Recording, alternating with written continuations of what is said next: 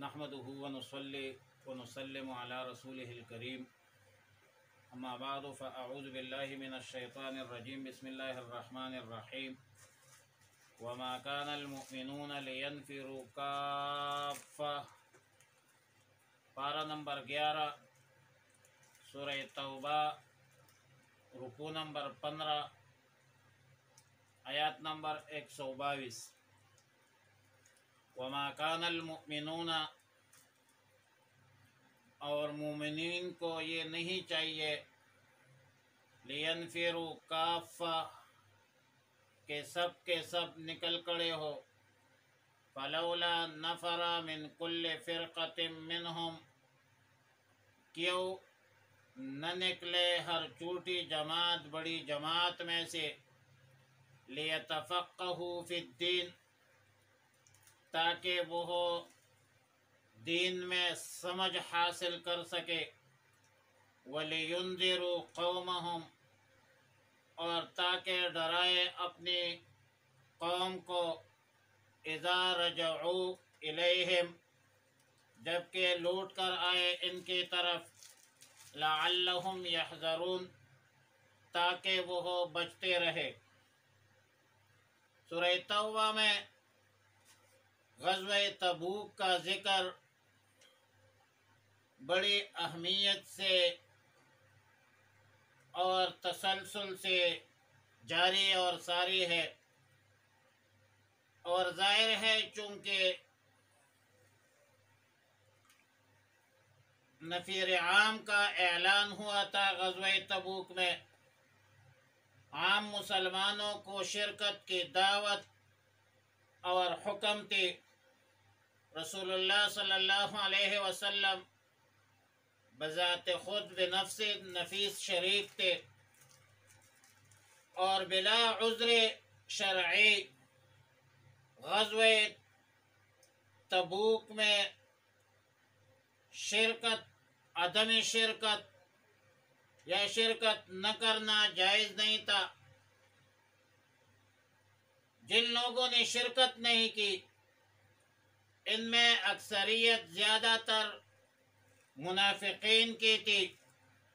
اور کچھ مخلص مسلمان بھی تھے جو وقتی طور پر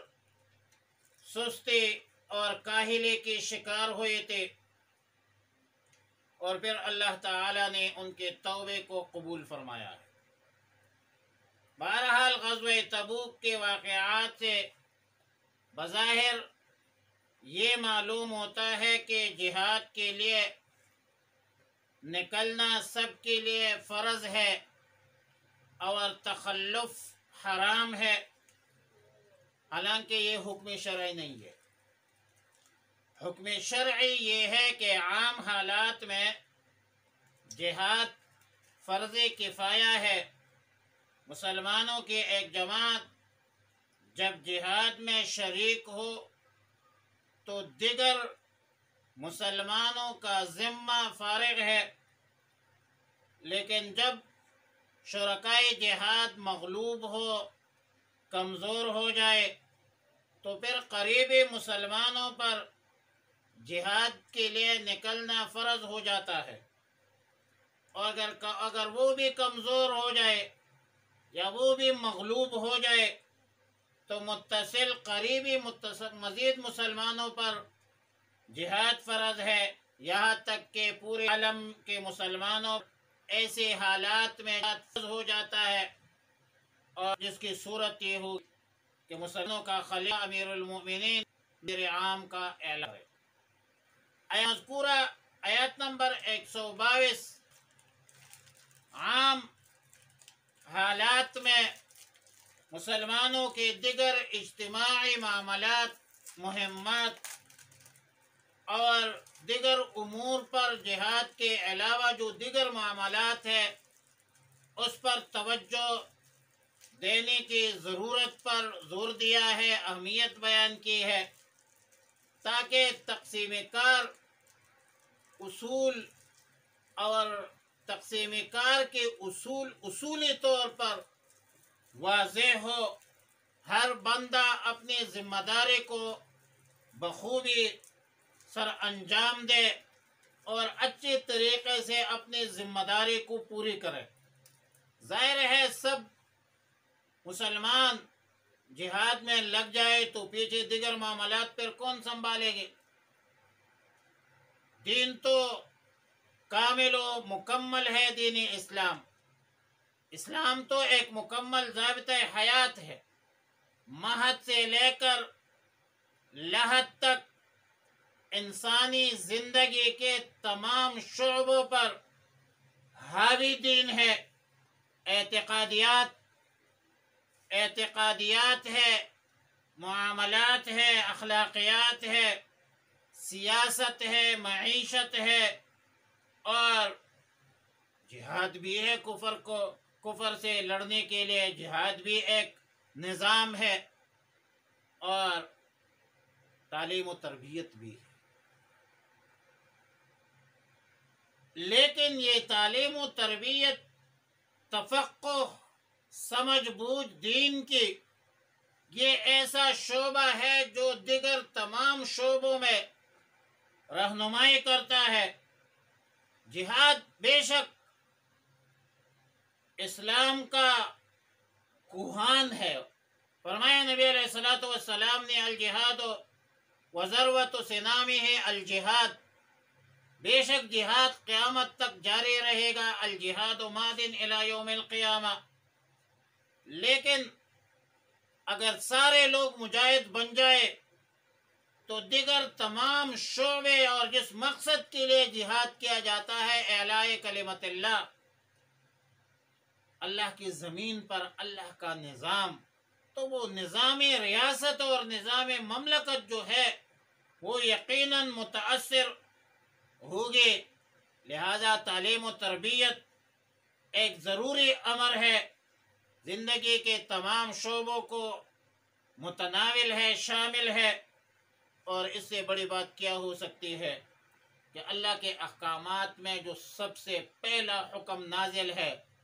وہ یہ ہے کہ اقرأ بسم ربک الذی خلق، پڑھنے کا حکم ہے۔ نماز، روزہ، زکوٰۃ، حج،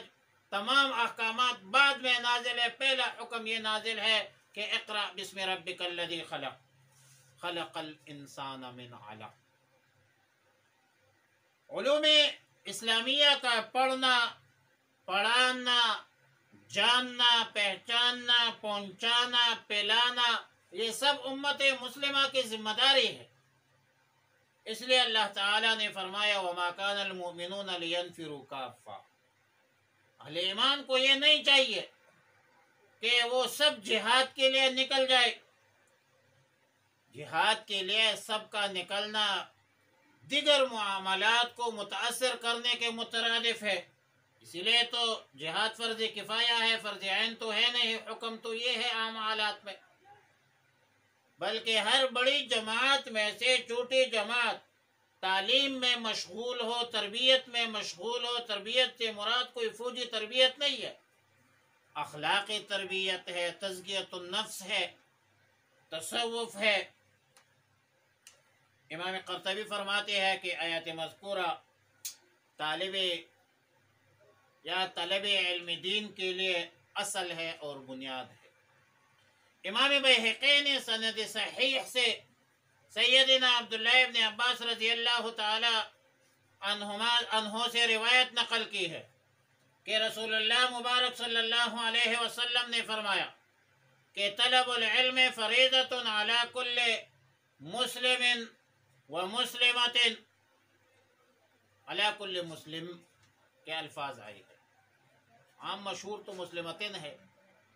لیکن جو میں نے پڑھے ہیں طلب العلم فریضۃ علی کل مسلم کے الفاظ آئے ہیں، یعنی علم حاصل کرنا ہر مسلمان پر فرض ہے۔ مسلمان تو مرد بھی ہو سکتا ہے، عورت بھی ہو سکتی ہے۔ اس لیے اس فرضیت سے مراد علم دین کا وہ حصہ ہے جس کے بغیر آدمی نہ فرض ادا کر سکتا ہے اور نہ حرام چیزوں سے بچ سکتا ہے، جو ایمان و اسلام کے لیے ضروری ہے اور ضروری احکامات ہیں۔ اس فرض علم کا نصاب کیا ہے؟ وہ یہ ہے کہ ہر مسلمان مرد اور عورت پر اسلام کے درست اور صحیح عقائد سمجھنا، سیکھنا، طہارت اور نجاسات کو سمجھنا، نماز، روزہ، حج، زکوٰۃ، فرض اور واجبات، اس کا علم حاصل کرنا، یہ ہر مسلمان مرد اور عورت پر فرض ہے۔ اور پھر قرآن کریم کے معانی، تفاسیر اور پوری علوم دینیہ، تفسیر، حدیث، فقہ اور دیگر علوم، یہ سیکھنا جو ہے یہ فرض کفایہ ہے، فرض کفایہ کے مرتبے میں ہے۔ اگر مسلمانوں کے بڑی جماعت میں سے ایک چھوٹی سی جماعت دینی علوم کے سیکھنے میں مصروف ہو تو باقی مسلمانوں کا ذمہ فارغ ہے۔ اور فرمایا یتفقہوا فی الدین، یعنی یہ نہیں فرمایا کہ یتعلمون فی الدین، تعلم کا لفظ چھوڑ کر تفقہ کا لفظ اختیار کیا، اور ظاہر ہے کہ اس طرف اشارہ ہے کہ علم دین کا محض پڑھنا کافی نہیں ہے۔ پڑھنے والے تو کافر بھی ہوتے ہیں، کافر بھی پڑھتے ہیں دینی علوم، بلکہ اللہ تعالی کا حکم یہ ہے کہ علم دین کے سمجھ مراد ہے، تفقہ مراد ہے۔ تفقہ فقہ سے ہے، باب تفعل ہے، اور دین میں سمجھ بوجھ،